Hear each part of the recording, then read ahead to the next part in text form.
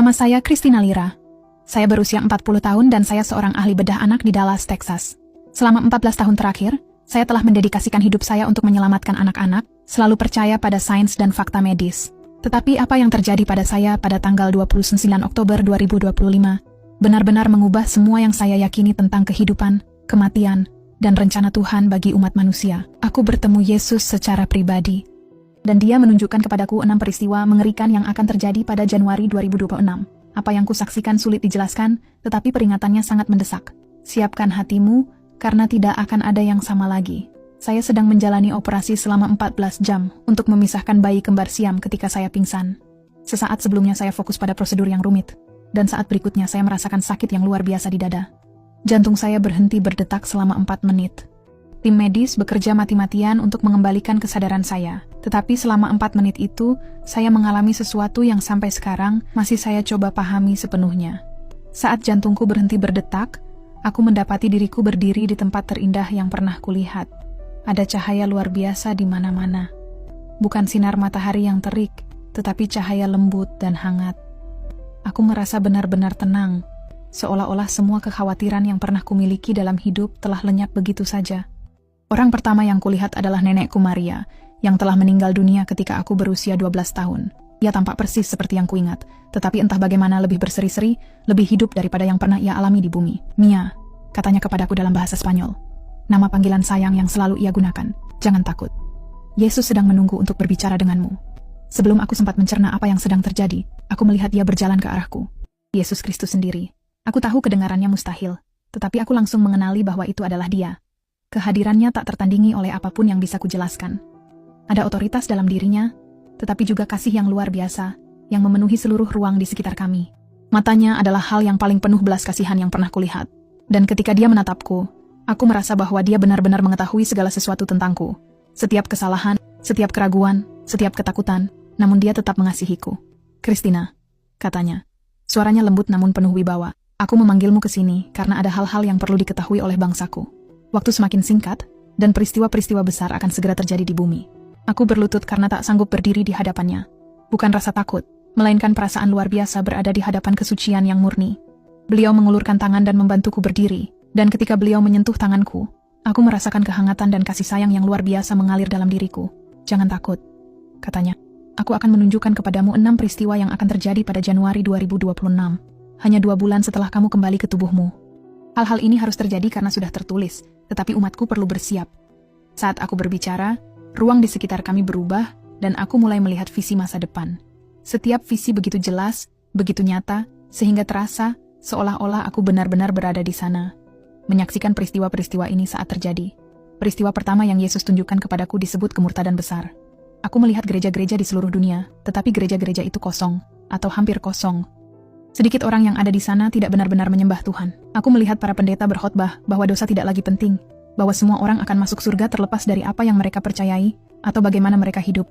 Aku melihat gereja-gereja mengibarkan bendera pelangi, dan merayakan hal-hal yang disebut Allah sebagai kekejian dalam firman-Nya. Yesus berpaling kepadaku dengan kesedihan di matanya dan berkata bahwa, inilah kemurtadan besar yang telah diperingatkan Paulus dalam 2 Tesalonika 2. Banyak pendeta mereka akan meninggalkan kebenaran dan menyesatkan domba-domba mereka. Mereka akan menyebut yang baik sebagai jahat, dan yang jahat sebagai baik. Seperti yang dinubuatkan Yesaya. Dia menunjukkan kepada saya bagaimana hal ini akan terjadi secara spesifik pada Januari 2026. Akan ada konferensi besar para pemimpin agama dari seluruh dunia yang secara resmi menyatakan bahwa ajaran Alkitab tentang moralitas sudah ketinggalan zaman dan bahwa gereja perlu beradaptasi dengan zaman modern. Pernyataan ini akan menyebabkan jutaan orang Kristen meninggalkan iman mereka, percaya bahwa jika para pemimpin gereja mengatakan itu tidak apa-apa, maka Tuhan pasti telah mengubah pikirannya tentang dosa. Tetapi aku tetap sama, kemarin, hari ini, dan selama-lamanya, kata Yesus kepadaku. Firman-Ku tidak berubah. Mereka yang benar-benar mengenalku akan mengenali tipu daya itu dan tidak akan terguncang. Peristiwa kedua adalah penganiayaan besar. Dalam penglihatan ini, saya melihat orang Kristen ditangkap di negara-negara yang tidak pernah saya bayangkan akan terjadi penganiayaan terhadap orang percaya. Di Amerika, Kanada, dan Eropa, saya melihat polisi menyeret pendeta dari gereja mereka karena memberitakan Alkitab. Saya melihat keluarga Kristen kehilangan anak-anak mereka karena menolak mengajarkan bahwa yang salah adalah benar. Saya melihat orang percaya kehilangan pekerjaan, rumah, dan kebebasan mereka hanya karena membela kebenaran Alkitab. Yesus menjelaskan kepadaku bahwa penganiayaan ini akan berbeda dari apapun yang pernah disaksikan dunia barat sejak Kekaisaran Romawi. Penganiayaan ini akan dimulai pada Januari 2026, ketika undang-undang baru akan disahkan yang mengklasifikasikan ajaran Alkitab sebagai ujaran kebencian. Banyak pengikutnya akan terkejut karena mereka percaya bahwa mereka aman di gereja-gereja mereka yang nyaman dan negara-negara mereka yang bebas. Saya mengamati beberapa orang Kristen meninggalkan iman mereka untuk menghindari penganiayaan, sementara yang lain tetap teguh sampai mati. Mereka yang tetap teguh memiliki kedamaian dan sukacita yang luar biasa di wajah mereka, bahkan saat menderita. Yesus berkata kepada saya bahwa berbahagialah orang-orang yang dianiaya karena kebenaran, karena merekalah yang memiliki kerajaan surga. Penganiayaan ini akan memisahkan gandum dari sekam, orang-orang percaya sejati dari mereka yang hanya mengaku mengikuti Dia. Peristiwa ketiga yang Yesus sebut sebagai tipuan besar, berupa tanda-tanda dan mukjizat.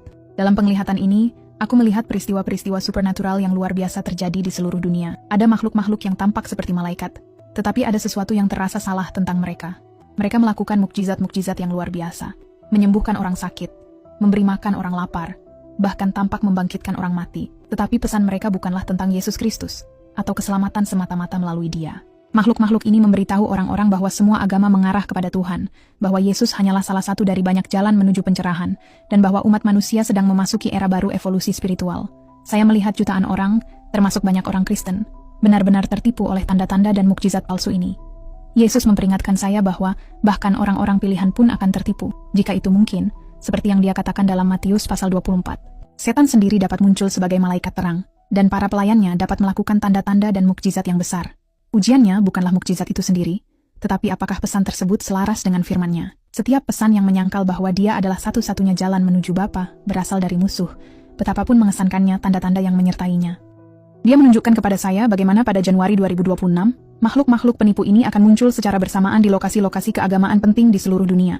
Mereka akan mengklaim membawa pesan persatuan dan perdamaian dari Tuhan, tetapi tujuan sebenarnya adalah untuk menyatukan semua agama di bawah sistem palsu yang menyangkal keilahian unik Yesus Kristus, dan perlunya keselamatan hanya melalui darah-Nya. Peristiwa keempat adalah keruntuhan ekonomi besar-besaran. Saya melihat sistem keuangan dunia runtuh sepenuhnya. Bank-bank tutup, mata uang kehilangan nilainya, dan orang-orang berdemonstrasi di jalanan untuk mendapatkan makanan. Tetapi itu bukan sekadar krisis ekonomi biasa. Itu adalah sesuatu yang diatur untuk memaksa orang menerima sistem ekonomi global yang baru. Dalam sistem baru ini, tidak seorang pun dapat membeli atau menjual tanpa menerima tanda di tangan kanan atau dahi mereka. Saya melihat orang-orang secara sukarela mengantre untuk menerima tanda ini, karena mereka diberitahu bahwa itu adalah satu-satunya cara untuk mengakses makanan, obat-obatan, dan kebutuhan pokok lainnya. Teknologi ini disajikan sebagai sesuatu yang nyaman dan aman, tetapi saya dapat melihat bahwa itu adalah tanda binatang buas yang diperingatkan dalam Wahyu pasal 13.